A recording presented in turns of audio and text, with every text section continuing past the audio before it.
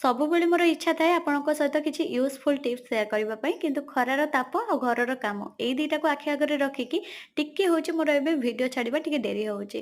ତଥାପି ମୁଁ ଚେଷ୍ଟା କରୁଛି ଆପଣମାନଙ୍କ ସହିତ ସମୟ ଅନୁସାରେ ଭିଡ଼ିଓ ଟିପ୍ସ କିଛି ସେୟାର କରିବାକୁ। ତ ଆଜି ଯେମିତି ମୁଁ ଗୋଟେ ଆଣିଛି ମନ୍ଦାର ଡାଳରୁ କେମିତି କଟିଂ ଗ୍ରୋ କରେ, ତ ଆଜି ତାର ଗୋଟେ ପ୍ରୋସେସିଂ ଆଣିଛି, ତ କେମିତି କ'ଣ ମୁଁ ଗ୍ରୋ କରେ ମା ବହୁତ ଗୁଡ଼େ ମୋତେ ଡାଳ ଆଣିକି ଦିଅନ୍ତି। ତ ମନ୍ଦାର ଡାଳ ଯେତିକି ଆଣନ୍ତି ନା ସବୁ ତାଙ୍କର ହାଇବ୍ରିଡ୍ ପ୍ରାୟତଃ ଥାଏ ଅଧିକାଂଶ ଡାଳ।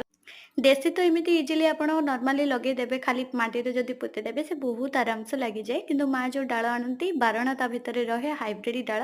ସବୁବେଳେ ଧ୍ୟାନ ରଖିବେ, ମାଆଙ୍କୁ ବି ମା ବି ମୋତେ କହିଥିଲେ ଯେତେବେଳେ ଡାଳ ଲଗଉଛୁ ନା ସବୁବେଳେ ମୂଳ ଡାଳ ଲଗେଇବୁ, ଦେଖିବୁ ବଢ଼ିଆ ଭାବରେ ଲାଗିଯିବ।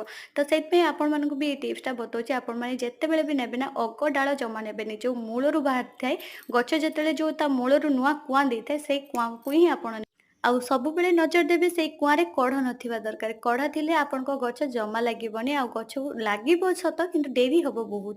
ସେଥିପାଇଁ କଢ଼ ନଥିବା ଡାଳ ନେବେ, ତ ଦେଖିବେ ଆପଣଙ୍କ ଗଛ ଡାଳ ବହୁତ ଜଲ୍ଦି ଲାଗିବ। ଆଉ ସେଥିରେ ମୁଁ ଏଥିରେ ଆଡ୍ କରୁଛି ମୋର ହଉଛି ଗୋଟେ ବିଲାତି।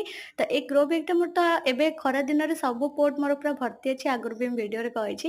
ଗ୍ରୋ ବ୍ୟାଗ୍ ଗୁଡ଼ାକ ଯେତିକି ୱାନ୍ ସାଇଜ୍ ଗ୍ରୋ ବ୍ୟାଗ୍‌ରେ ବି ମଧ୍ୟ ସବୁ କଟିଂରୁ ଗ୍ରୋ କରିଥିଲି ଯେତିକି ସବୁ ବଢ଼ିଆ ଭାବରେ ଡାଳ ଗୁଡ଼ା ବି ଲାଗିଯାଉଛି।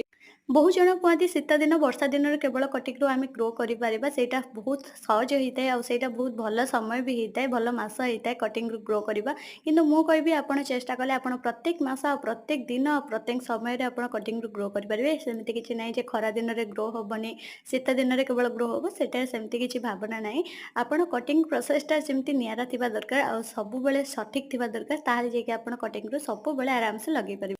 ତ ମୋର ଏବେ ଆପଣମାନେ ତ ଦେଖିପାରୁଥିବେ ମୋର ଏଇ ଭିଡ଼ିଓରେ ମୁଁ କେମିତି ଗ୍ରୋ ବ୍ୟାଗ୍ ସାରା ପୁରା ଭର୍ତ୍ତି କରିଛି, ପୁରା ଥର୍ମୋକୋଲ୍ ପେଟିରେ ପୁରା ଭର୍ତ୍ତି ଅଛି। ସବୁଥିରେ ମୋର ଡାଳ ଲାଗିଛି। ଆଉ ମନ୍ଦାର ଡାଳ ଏବେ 4ଟା ପାଖାପାଖି ମୁଁ ଲଗେଇ ସାରିଲିଣି ଖରା ଦିନରେ ଖାସ୍ କରିକି। ତ ମୁଁ ଲଗାଏ ଏମିତି ବିଲାତି ଦେଇଦିଏ, ବିଲାତି ନଥିଲେ ମୋର ଘଷି ଦିଏ ହଉଛି ରସୁଣ ଟିକେ ଘଷି ଦିଏ, ରସୁଣକୁ କାଟିଦିଏ ଅଧା ଅଧିରୁ, ତାର ଫାଳ ରସ ଯୋଉ ବାହାରେ ସେଇ ରସକୁ ହିଁ ମୁଁ ଘଷି ଦିଏ, ସେଇଟା ଗରମ ପାଇକି ବଢ଼ିଆ ଭାବେ ଗଜା ମାରେ। ଆଉ ନହେଲେ ବିଲାତି ବି ମଧ୍ୟ ଆପଣ ଏମିତି ଲଗେଇକି ତାକୁ ସେଟ୍ କରିକି ତାକୁ ପୋତି ଦେଇପାରିବେ, ସିଏ ବି ମଧ୍ୟ ଆରାମସେ ରୁଟ୍ ଡେଭଲପ୍ କରିଥାଏ। କିନ୍ତୁ ତାପରେ ଆପଣ ପ୍ରମୋଟର ପାଣି ଦେବେ।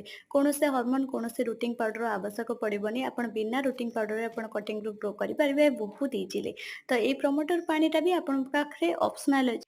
ଯଦି ଆପଣଙ୍କ ପାଖରେ ଏଇ ପ୍ରମୋଟର ପାଣି ନାହିଁ ନା ତାହେଲେ ଆପଣ ହଳଦୀ ଗୁଣ୍ଡର ଟିକେ ପାଣି କରିକି ଦେଇପାରିବେ। ସେଇଟା ବି ମଧ୍ୟ ପ୍ରୋଟେକ୍ଟ କରିବ ଆପଣଙ୍କ ଗଛକୁ ଜୀବାଣୁମୁକ୍ତ ରଖିବା ପାଇଁ। ଆଉ ଯୋଉ ଡାଳଟା ଲାଗୁଛି ନା ସେଥିରେ କୌଣସି ଫଙ୍ଗସ୍ ଲାଗିବନି, ଏଇଟା ବି ମଧ୍ୟ ଦେଇଛି କୌଣସି ଫଙ୍ଗସ୍ ଲାଗିବନି, ଥଣ୍ଡା ରଖିବ, ମୂଳକୁ ଥଣ୍ଡା ରଖିକି ଚେର ଡେଭଲପ୍ କରିବାରେ ହେଲ୍ପ କରିବ। ତ ଆଶା କରୁଛି ଏଇ ଭିଡ଼ିଓଟା ଭଲ ଲାଗିଥିବ, ଭଲ ଲାଗିଥିଲେ ସେୟାର କରନ୍ତୁ, ଲାଇକ୍ କରନ୍ତୁ। ପୁଣି ଦେଖା ହବ ନୂଆ ଭିଡ଼ିଓରେ। ସାର୍ ପର୍ଯ୍ୟନ୍ତ ରହିଲି, ଜୟ ଜଗନ୍ନାଥ ରହିଲି।